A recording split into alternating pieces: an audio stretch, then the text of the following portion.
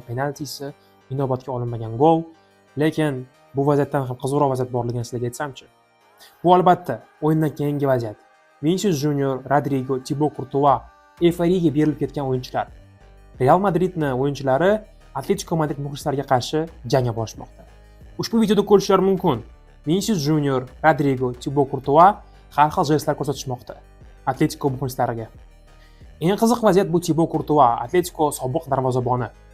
U Atletico safida salkam 4 yil to'p surgan va mana shunday jestlarni ko'rsatmoqda. Vinicius Junior esa o'yindan keyin Twitterga shunday gaplarni yozib ketdi. Qanday his qilyapsizlar? deb aytibdi Vinicius Junior. To'g'ri, bu hammasini tushunamiz. Futbolchilar euforiyaga beriladi, g'alabani nishonlashadi.